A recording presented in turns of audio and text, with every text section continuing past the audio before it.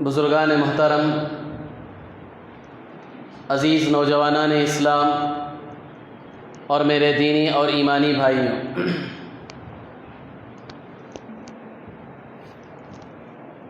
گزشتہ جمعہ سے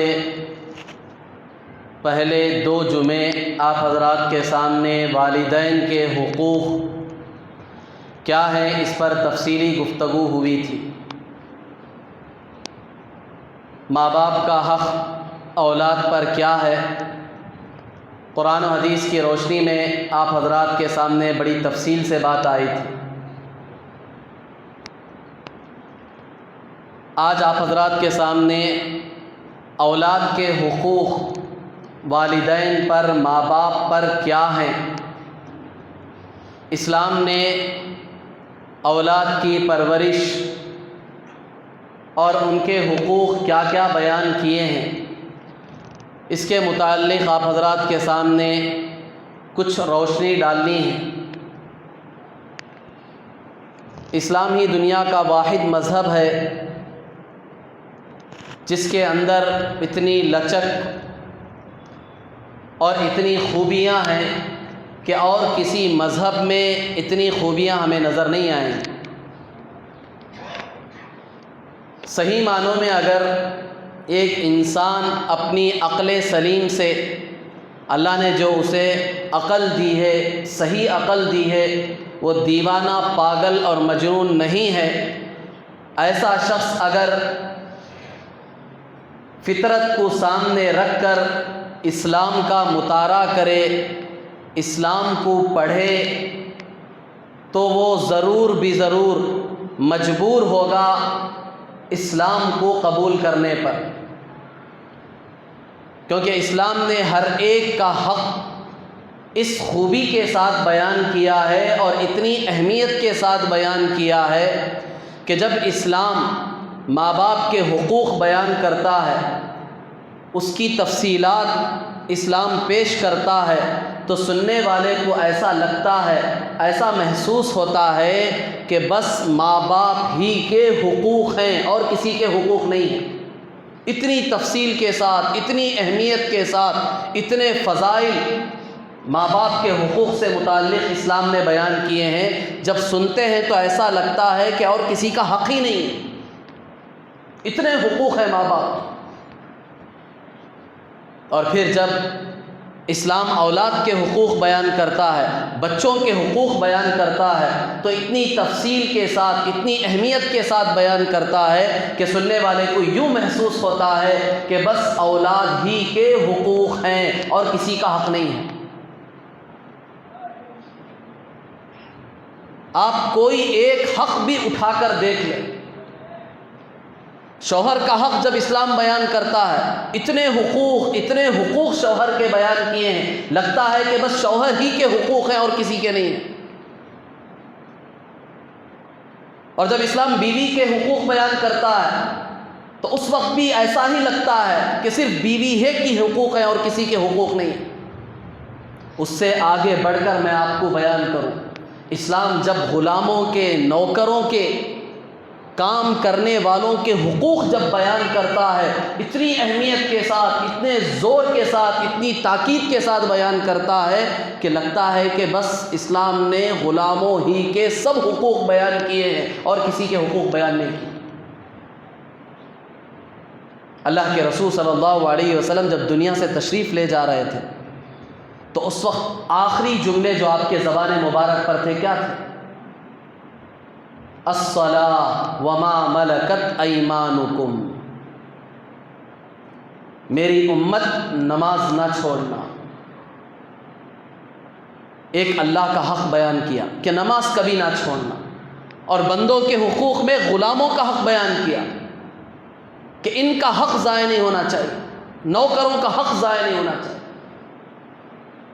کیا کوئی اندازہ لگا سکتا ہے کہ آپ کے دنیا سے جانے کا آخر وقت ہے، آخری نصیحت جو اس امت کو کی جا رہی ہے وہ 2 چیزوں کی جائے، ایک اللہ کا حق، ایک مخلوق کا حق۔ اللہ کے حق میں سب سے پہلا حق بیان کیا نماز کا، کہ نماز سب سے بڑا حق ہے اللہ۔ اور بندوں کے حقوق میں غلاموں کا حق بیان کیا۔ کتنی اہمیت اس سے معلوم ہوتی ہے کہ غلاموں کے کتنے حقوق ہیں۔ تو میری بات کا خلاصہ اور نچوڑ اور لب لباب یہ ہے کہ اسلام نے کسی ایک کے حق کو بھی معمولی درجے میں بیان نہیں کیا، ہر ایک کے حق کو اتنی تفصیل کے ساتھ، اتنی تاکید کے ساتھ، اتنی اہمیت کے ساتھ بیان کیا ہے کہ ہم تصور نہیں کر سکتے، اندازہ نہیں لگا سکتے۔ چنانچہ آپ حضرات کے سامنے آج مجھے اولاد کے حقوق بیان کرنے کہ اسلام نے اولاد کے کیا حقوق بیان کیے ہیں، اسلام کے نزدیک بچوں کا کیا مرتبہ ہے، کیا مقام ہے، ماں باپ کی کتنی ذمہ داری ہے بچوں سے متعلق، کہ صرف ان کو پال پوس کر بڑا کر دینا، اسکول کی کوئی ڈگری دلوا دینا، کیا بس ماں باپ کی اتنی ذمہ داری ہے جو آج ہم سمجھتے ہیں کہ ہماری ذمہ داری ختم ہو گئی کہ ہم نے ان کو پال پوس کر بڑا کر دیا، اسکول کی تعلیم ان کو دلوا دی، ہماری ذمہ داری ختم؟ کیا اولاد کے صرف اتنے حقوق بیان کیے ہیں؟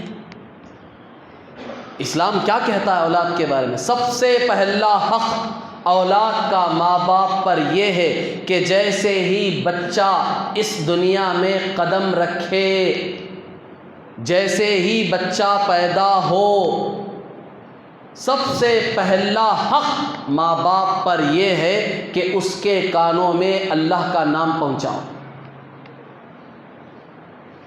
پہلا حق ماں باپ پر یہ ہے۔ دوسری فکریں، دوسری چیزیں سب بات کی ہیں، دوسرے تیسرے نمبر کے، سب سے پہلی ذمہ داری تمہاری یہ ہے جیسے ہی تمہیں اطلاع ملے ڈاکٹروں کے ذریعے، نرس کے ذریعے، کسی بھی عملے کے ذریعے تمہیں یہ اطلاع ملے کہ بیٹا ہوا ہے، بیٹی ہوئی ہے، تو سب سے پہلے تمہارے اوپر حق یہ ہے کہ اس کے کان میں اللہ کا نام پہنچا۔ ہم کیا کرتے ہیں؟ ڈاکٹر آ کر خوشخبری دیتے ہی فون اٹھا لیتے ہیں، اب فون لگا رہے ہیں، بیوی کو فون لگا رہے ہیں، بھائیوں کو فون لگا رہے ہیں، بہنوں کو فون لگا رہے ہیں، دادی کو فون لگا رہے ہیں، والدین کو فون لگا رہے ہیں، دوستوں کو فون لگا رہے ہیں، گھنٹے 2 گھنٹے اس میں لگا رہے ہیں۔ ہم سمجھ رہے ہیں کہ یہ ہمارے اوپر پہلا حق ہے کہ ہم اپنوں کو خوشخبری دیں، اپنوں کو خوشخبری سنائیں کہ مجھے بیٹا ہوا ہے، مجھے بیٹی ہوئی ہے، ہم اسے پہلا حق سمجھ رہے ہیں۔ یہ سب سے بڑی غلطی ہے ہماری، سب سے بڑی کوتاہی ہے ہماری۔ تمہیں بیٹا ہوا ہے، بیٹی ہوئی ہے، یہ خوشخبری بیوی کو سنانا یہ حق نہیں ہے تمہارا، ماں باپ کو سنانا یہ حق نہیں ہے، بھائی بہنوں کو سنانا، دوستوں کو سنانا یہ حق نہیں ہے تمہارا۔ سب سے پہلا حق اس فکر میں رہو کہ بچہ فوراً میرے سامنے لایا جائے، اس کے کانوں میں اللہ کا نام ڈالوں، توحید کی آواز اس کے کانوں میں پہنچ جائے۔ کہیں ایسا نہ ہو آج کل کے یہ ہاسپٹل، یہ ماحول گندا، کیسی کیسی چیزیں ان کے کانوں میں پڑتی ہے، دنیا میں آتے ہی گانوں کی آواز، شیطانی وساوس، عجیب عجیب چیزیں بچوں کی کانوں میں جب پڑتے ہیں تو یہ اثرات پوری زندگی پر پڑتے ہیں۔ یہ ہم نے سوچا ہی نہیں، ہماری توجہ ذرہ برابر بھی اس کی طرف نہیں جاتی۔ ہم تو خوش ہو جاتے ہیں، بیٹا ہو گیا، بیٹی، اب خوشخبری کے چکر میں لگے۔ کوشش کرو کہ فوراً تمہارا بیٹا یا بیٹی جو بھی ہوا ہے، عام طور پر بہت سارے ہاسپٹل میں جیسے ہی بچے کی پیدائش ہوتی ہے لا کر آپ کو دکھاتے ہیں، جب اسے کوئی عذر نہیں ہوتا ہے، کوئی بیماری نہیں ہوتی ہے، نارمل جب بچہ پیدا ہوتا ہے تو فوراً لا کر دکھایا جاتا ہے۔ اس وقت پہلا حق یہ ہے آپ کا کہ اس کے کانوں میں اذان دیں۔ آپ کوشش کریں، آپ کوشش کریں گے تو اللہ ساتھ دیں گے۔ ہم کوشش ہی نہیں کرتے، ہم اصرار کریں، باقاعدہ اصرار کریں، نہیں آپ ICU میں رکھیں، فلاں جگہ رکھیں، فلاں جگہ رکھیں، غسل دلائیں، وہ دلائیں، یہ سب بات کا مرحلہ ہے۔ ہماری تہذیب یہ ہے، ہمارے اسلام کا سبق، ہماری اسلام کی تعلیم ہی ہم سے یہ ہے کہ سب سے پہلے اس کے کان میں اللہ کا نام پہنچے۔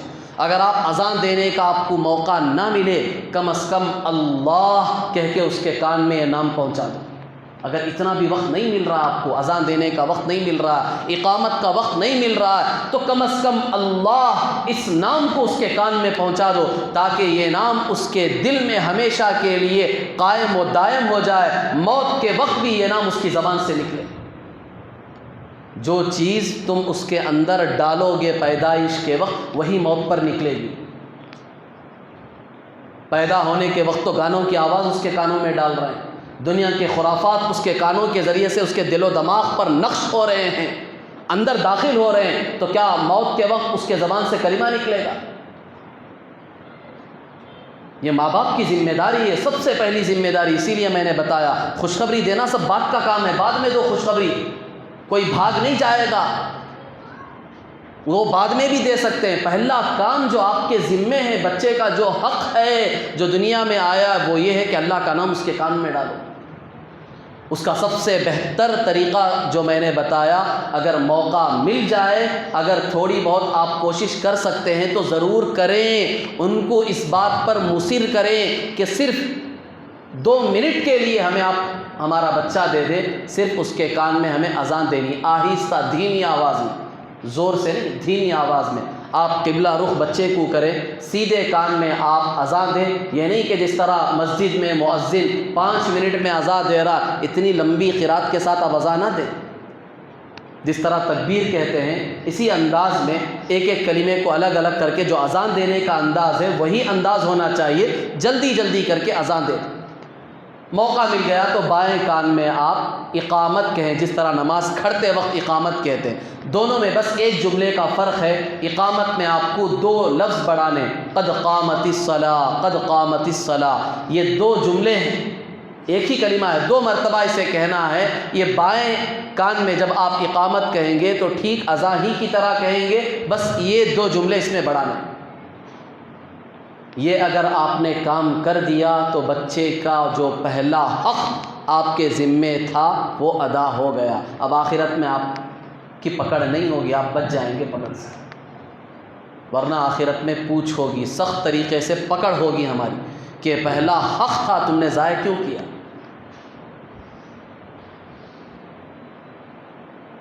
اور پھر اس کے بعد بچے کا دوسرا حق ماں باپ پر، ماں باپ کے ذمے کیا ہے؟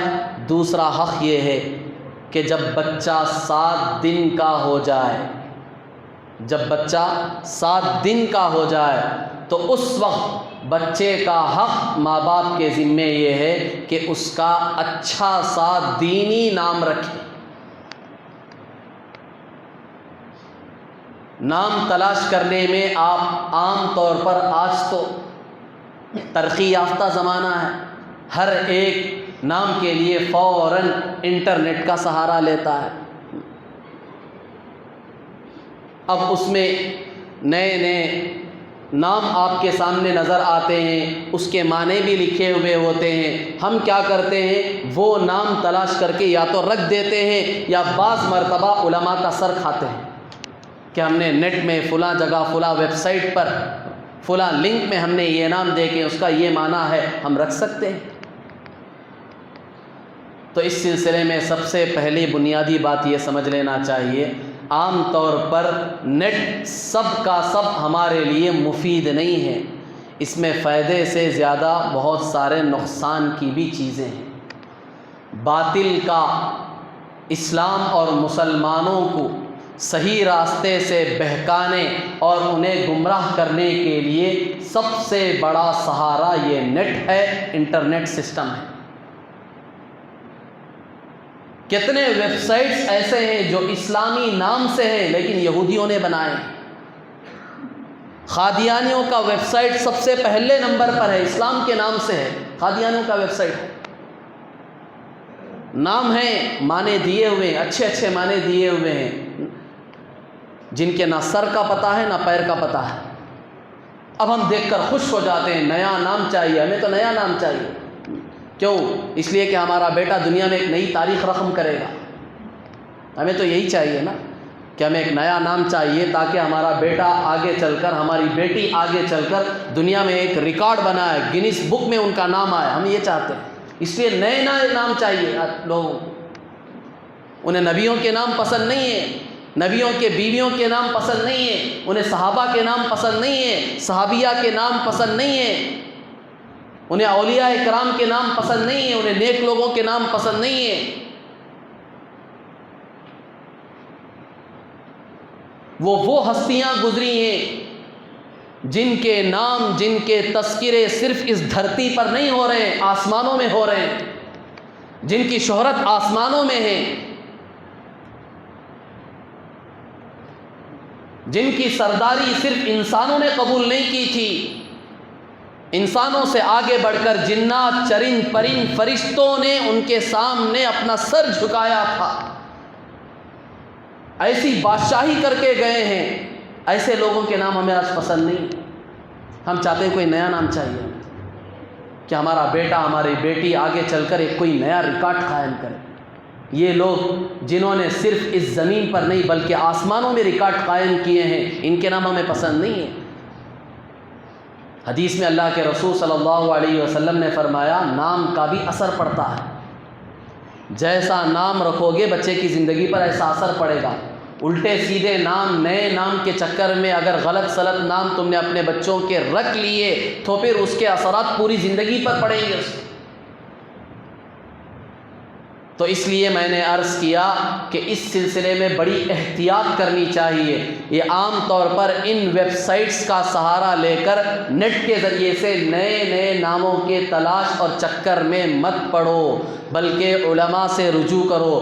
جو دیندار ہیں، جو صحیح معنوں میں دین کا علم رکھنے والے ہیں، ان سے رجوع کرو، ان سے رابطہ کرو، ان سے کہو کہ مجھے بیٹا ہوا ہے، اللہ کے فضل و کرم سے برائے مہربانی آپ ایک 8-10 نام اچھے سے دینی نام مجھے تلاش کر کے دے دے، میں ان میں سے کوئی ایک منتخب کر لوں.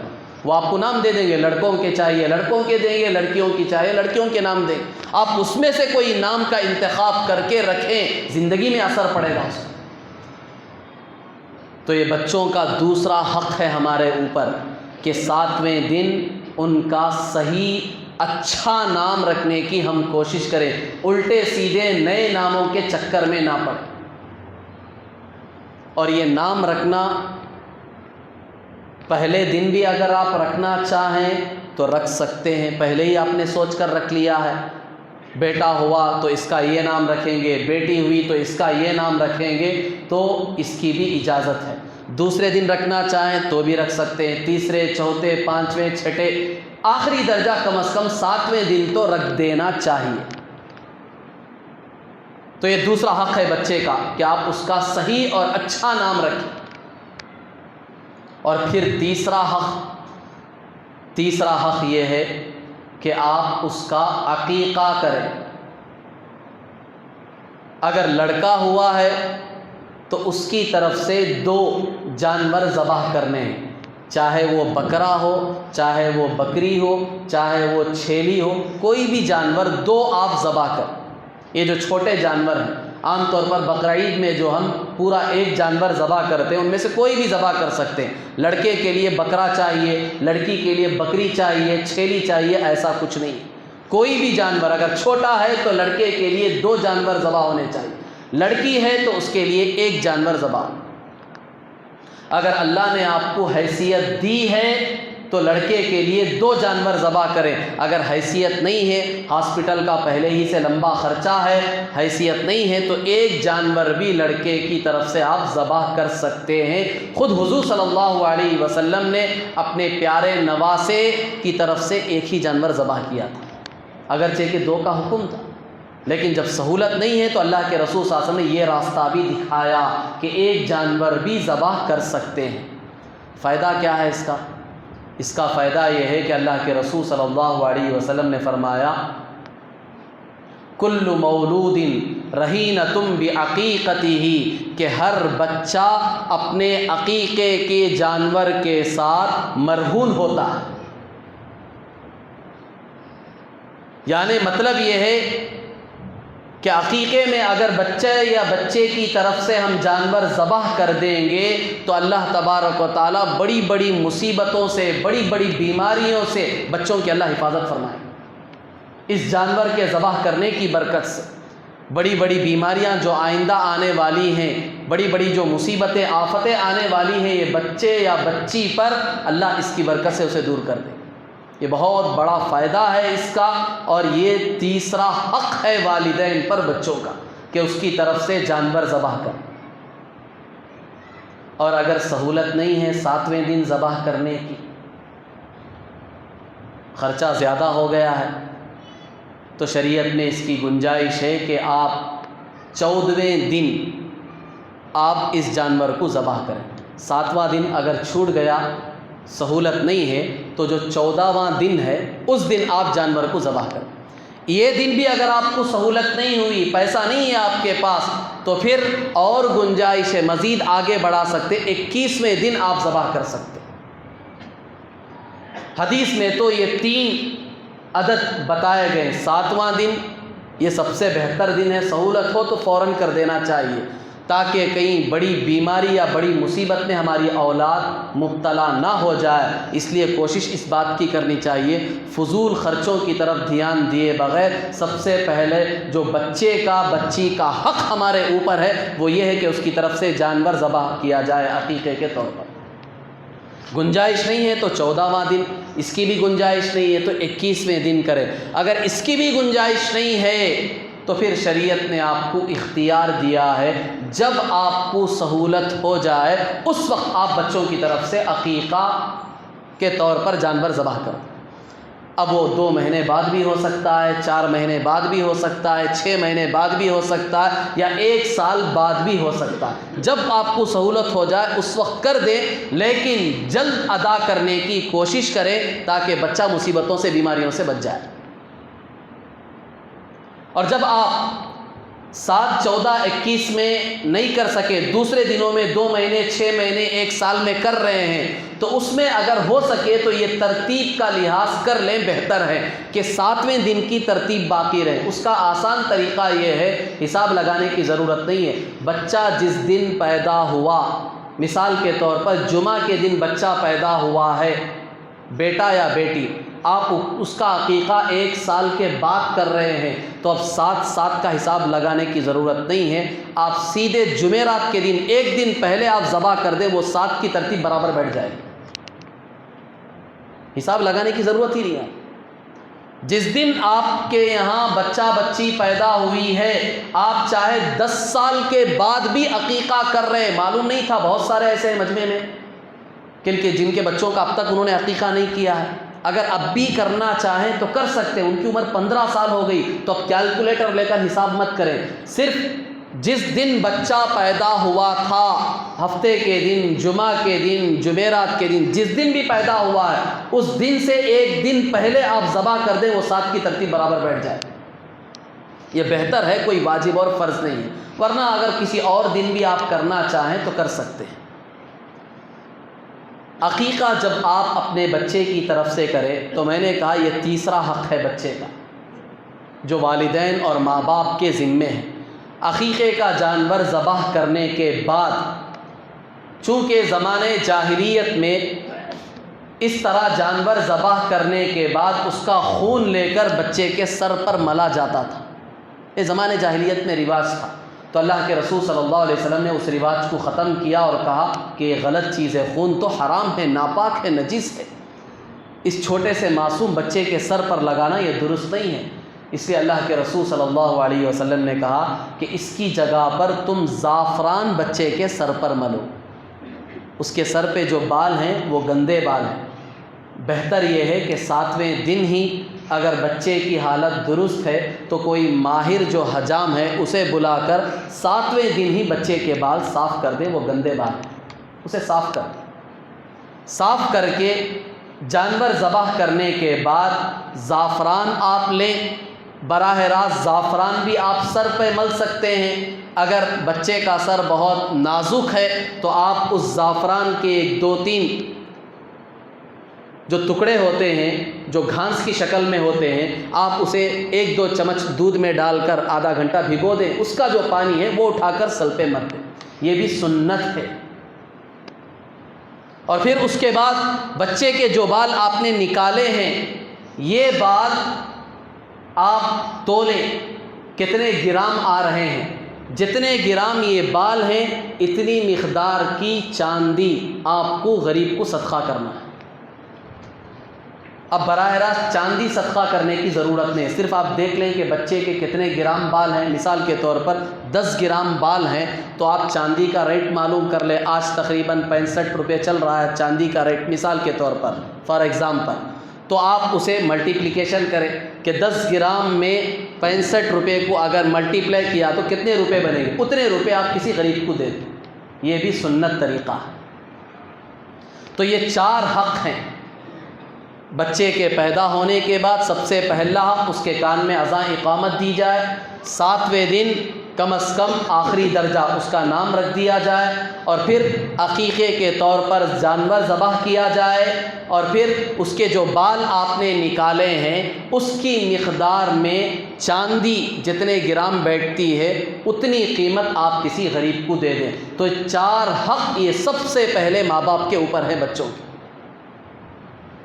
اور یہیں یہ مسئلہ بھی آپ سمجھ لیں، سن لیں، بہت سارے لوگ عام طور پر بچے کی پیدائش کے بعد بال نہیں کٹاتے ہیں، وہ چلے کی چکر میں رہتے ہیں۔ رواج ہے ہمارے اچھے اچھے دیندار گھرانوں کا رواج ہے، بال صاف نہیں کرتے کہ بیٹی یا بہن کا جب چلے کا وقت آئے گا، 40 دن مکمل ہوں گے، اس وقت باقاعدہ طور پر ایک دعوت دی جاتی ہے، اور اس دعوت کے وقت اس کے بال منڈائے جاتے ہیں۔ وہ ناپاک بال ہیں، گندے بال ہیں، اسے جہاں تک ہو سکے جتنا جلد ہو سکے اسے صاف کر دینا چاہیے۔ اس کا بہترین وقت جو ہے وہ 7واں دن ہے۔ یہ 7ویں دن یہ 3 کام ہیں: نام رکھنا، عقیقہ کرنا، اس کے سر کے بال صاف کرنا۔ اگر بچہ نارمل حالت میں ہے، کوئی ماہر ہے جو بال صاف کر سکتا ہے نائی، تو اسے بلا کر اول وقت میں وہ بال صاف کر کے اس کی مقدار میں چاندی دے دے۔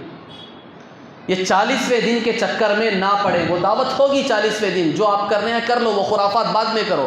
بچے کے جو حق تمہارے ذمے شرعی اعتبار سے اسے پہلے پورا کرو۔ اور پھر یہ جو عقیقے کا جانور ہے، اس میں بھی عجیب عجیب رسم و رواج، عادتیں ہمارے معاشرے میں چل پڑی ہیں۔ عام طور پر یہ جو پرانی عورتیں ہیں ان کے بہت سارے اقوال، ان کی بہت ساری باتیں چلتی رہتی ہیں خاندانوں میں، بڑے بڑے ان کے سامنے سر جھکا دیتے ہیں ان کی باتوں کو، کہ یہ عقیقے کا جانور، اس کا گوشت ماں باپ نہیں کھا سکتے، اس کا گوشت دادی نانی نہیں کھا سکتے، اور اس کی ہڈیاں چبانا نہیں۔ عجیب عجیب باتیں، من گھڑت باتیں یہ اسلام میں داخل ہو چکی ہیں، معاشرے میں چل پڑی ہیں۔ لوگ باقاعدہ اس تذبذب کے شکار ہیں۔ اچھے اچھے دیندار بھی یہی سمجھتے ہیں کہ اس کی ہڈیاں نہیں چبانی چاہیے، اس کا گوشت دادا دادی نہیں کھا سکتے، نانا نانی نہیں کھا سکتے۔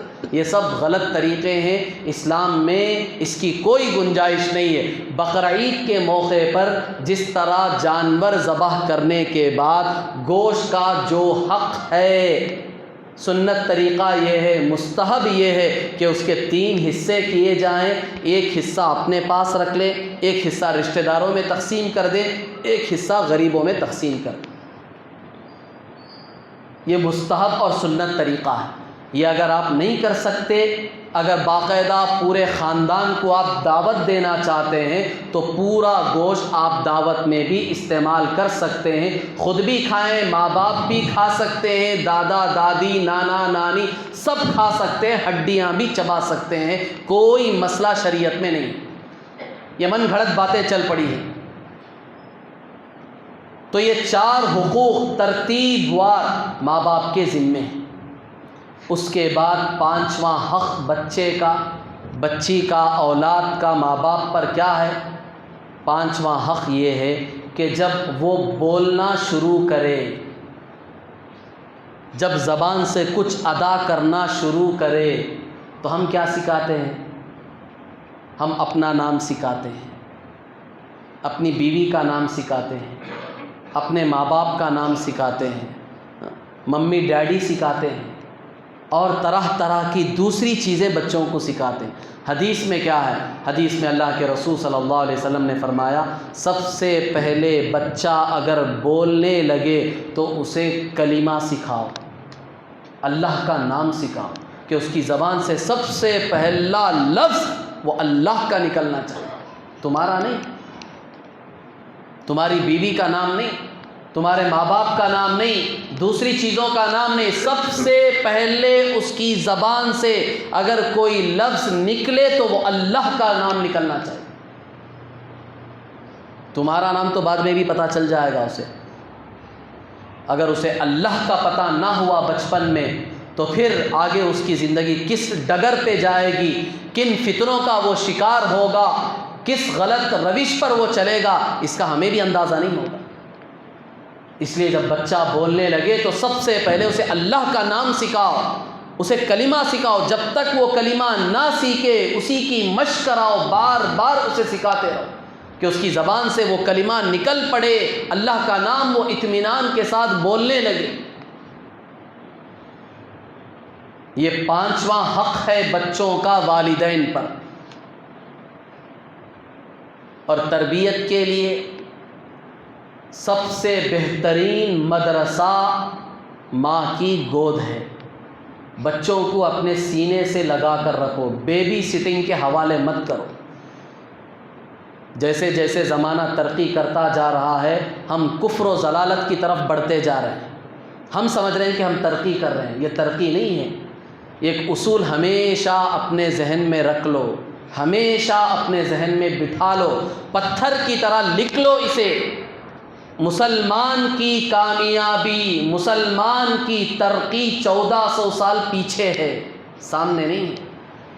کبھی سامنے مت دیکھو، اس کا مطلب یہ بھی مت سمجھو کہ ہم اچھا کھا نہیں سکتے، اچھا پی نہیں سکتے، اچھا پہن نہیں سکتے، بعض لوگ الٹا سمجھ لیتے ہیں، یہ مطلب نہیں ہے۔ ہماری نگاہ ہمیشہ 1400 سال پیچھے ہونی چاہیے کہ ہماری ترقی، ہماری کامیابی، ہماری عزت، ہماری شہرت، ہماری راحتیں، ہمارے لیے سکون، ہمارے لیے اطمینان کی زندگی وہ 1400 سال پیچھے کی زندگی ہے، اس کی طرف دیکھیں، نگاہ ہر وقت وہاں ہونی چاہیے ہماری۔ اس ترقی یافتہ دور میں ہر نئی چیز جو ایجاد ہو رہی ہے اس کی طرف لپکنا نہیں ہے، ہر چیز کو قبول کرنا نہیں ہے، استعمال کے حد تک اسے استعمال کرو، اسے ایسے اپنا دل مت دے دو، اسے ایسا اپنے دل سے مت لگا لو کہ خود ہمیں اپنے آپ کا بھی پتہ نہ۔ آج یہی ہو رہا ہے کہ ہر نئی چیز کے پیچھے آج غیروں سے زیادہ مسلمان اتنا دیوانہ، اتنا پاگل ہو رہا ہے کہ وہ اپنے آپ کو بھلا چکا ہے، اسے یہ پتہ بھی نہیں ہے، اسے یہ احساس بھی نہیں ہے کہ میں کون ہوں، میں کس رب کو ماننے والا ہوں، میں دنیا میں کیوں آیا ہوں، کس مقصد کے لیے مجھے پیدا کیا گیا، یہ سب بھول چکا ہے وہ نئی چیزوں کے چکر میں۔ بازار میں سب سے پہلے نئی چیز آتی ہے، اس کا پرچار ہوتا ہے، ایڈورٹائزمنٹ کیا جاتا ہے، تو اس کا خریدار سب سے پہلے مسلمان ہوتا ہے، اسے یہ پتہ ہی نہیں ہے کہ یہ چیز جو مارکیٹ میں آئی ہے وہ کیوں آئی ہے، اس کے نفع کے لیے آئی ہے یا اس نفع کے پس پردہ سب سے بڑا نقصان ہے اس کے لیے، اس کے ایمان کے لیے بہت بڑا خطرہ ہے، اس کے اعمال کے لیے، اس کے دین کے لیے اتنا بڑا خطرہ، اسے احساس بھی نہیں، سب سے پہلے لپکتا ہے۔ تو غرض بات بہت دور چلی جائے گی، میں عرض کر رہا تھا آج ماں باپ بچوں کو وبال جان سمجھتے ہیں، بہت بڑی مصیبت سمجھتے ہیں، بہت بڑا بوجھ سمجھتے ہیں پالنے کو، نہ ماں کو پسند ہے نہ باپ کو پسند ہے کہ بچہ گھر میں شور شرابہ ہنگامہ کرے، فوراً بیبی سٹنگ کے حوالے کر دے، 2.5 سال کا بچہ ہے، 3 سال کا بچہ ہے، اسے کچھ پتہ ہی نہیں ہے، ماں باپ اسے اپنے سینے سے الگ کر رہی ہے، بچپن ہی سے نفرت اس کے دلوں میں ڈالی جا رہی ہے۔ وہ بیبی سٹنگ جا رہا ہے، تمہیں کیا معلوم ہے کہ وہ سیکھ کے آئے گا، وہ تمہاری نفرت لے کے جا رہا ہے۔ اب اس کا اثر جوانی میں تم دیکھو گے، جب وہ بڑا ہوگا، جوان ہوگا، تو اس نفرت کا اظہار اس وقت تمہارے سامنے کرے گا، تمہیں دھکے دے کے گھر سے باہر نکالے گا، جس طرح تم نے بے بسی کی حالت میں اسے 3 سال کی 2.5 سال کی عمر میں بیبی سٹنگ کے حوالے کیا تھا۔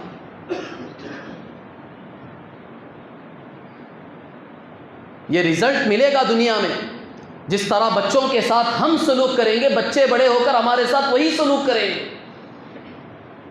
جس طرح ہم نے بچپن میں ان کو بوجھ سمجھا، بڑے ہو کر بچے بھی ماں باپ کو اسی طرح بوجھ سمجھتے ہیں کہ یہ گھر میں ہیں تو ہمارے سر پر بہت بڑا بوجھ ہے، یہ بہت بڑے سر درد ہے ہمارے لیے.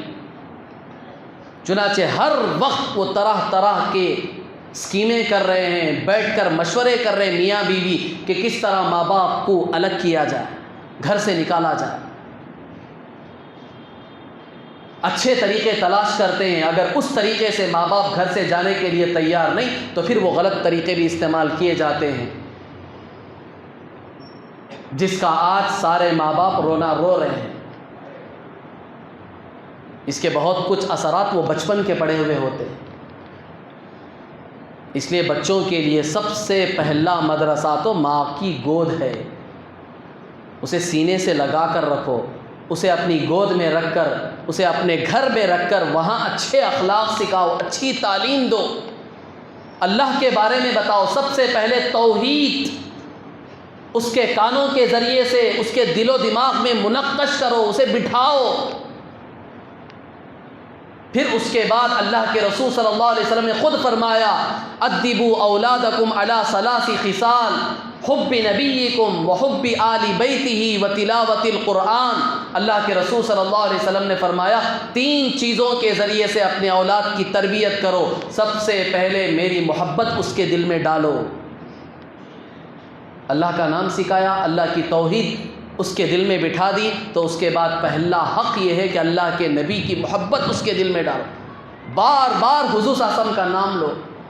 بچے کے دل میں وہ بات بیٹھ جائے کہ کوئی ہستی ہے کہ دن رات صبح شام اٹھتے بیٹھتے کھاتے پیتے سوتے میرے والدین اس ہستی کا نام لیتے ہیں. یہ کوئی ہے، کوئی بہت بڑی ہستی ہے. اس کی محبت بچے کے دلوں میں بیٹھ جائے، پیوست ہو جائے، پتھر کی طرح منقش ہو جائے. یہ ماں باپ کی ذمہ داری ہے. اللہ کے رسول صلی اللہ علیہ وسلم نے خود بتایا کہ یہ محبت ڈالو، میری محبت اس کے دل میں. یہی محبت اسے دنیا میں بھی کام آئے گی، آخرت میں بھی کام آئے. یہ محبت اگر اس کے دل میں تم نے بچپن میں نہیں ڈالی تو پھر اس کے ایمان کا بھی اعتبار نہیں ہے. حدیث میں اللہ کے رسول صلی اللہ علیہ وسلم لا یؤمن احدکم حتی اکون احب الیہ من والدہ وولدہ والناس اجمعین. تم میں سے کوئی اس وقت تک کامل مومن ہو نہیں سکتا جب تک کہ اس کے دل میں میری محبت سب سے زیادہ نہ ہو جائے. بیوی کا نمبر دوسرا ہے، ماں باپ کا نمبر دوسرا ہے، بھائی بہنوں کا نمبر دوسرا ہے. سب سے پہلا نمبر میری محبت کا ہے. میری محبت سب سے زیادہ اس کے دل میں ہونی چاہیے. اگر میری محبت میں ذرہ بھی کمی آئی تو سمجھ لو ایمان کمزور ہے.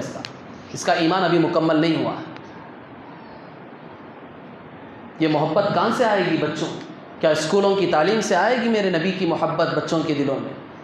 یہ ذمہ داری ماں باپ کی ہے کہ گود میں رہتے ہوئے بچوں کے دلوں میں اللہ کے نبی کی محبت ڈالو.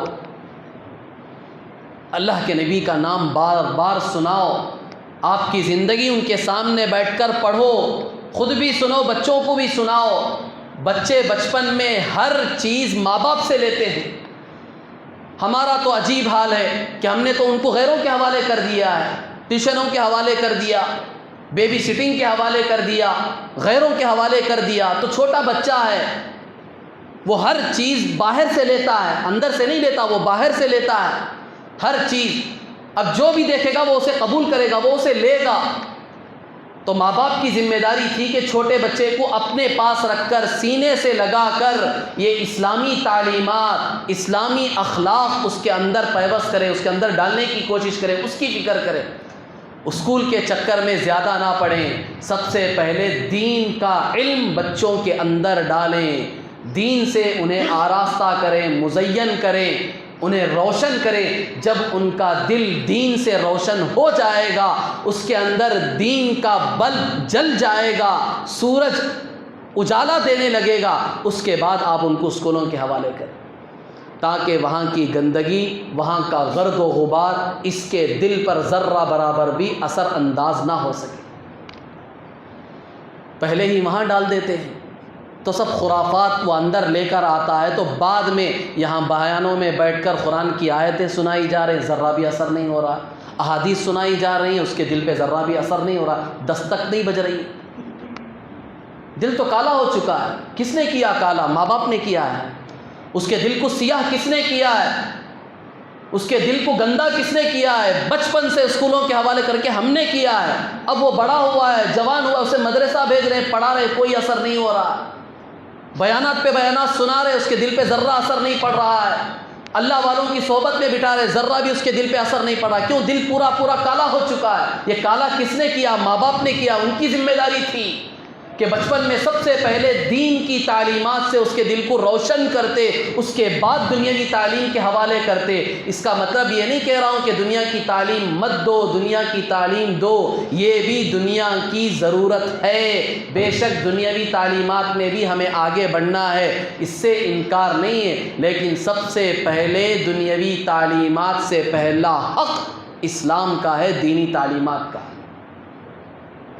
قرآن کی محبت اس کے دل میں پیدا کرو، اسے قرآن پڑھنا سکھاؤ، سورتیں یاد دلاؤ، اس کے بعد 4-5 سال کی عمر کے بعد آپ اسے اسکول کے حوالے کریں۔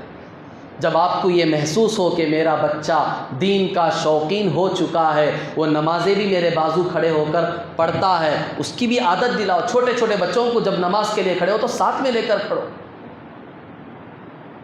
بعض لوگ چھوٹے چھوٹے بچوں کو مسجدوں کو لے کر آ جاتے ہیں، حالانکہ مسجد کے آداب کے خلاف ہے، یہ بات بھی سمجھنی چاہیے۔ بے شک آپ کی نیت اچھی ہے، بچوں کو عادت ڈالنے کے لیے، نماز کا شوق پیدا کرنے کے لیے آپ مسجد میں انہیں لا رہے ہیں، لیکن اس سے پہلے بھی میں نے عرض کیا تھا، شوق پورا کرنے کا نام دین نہیں ہے۔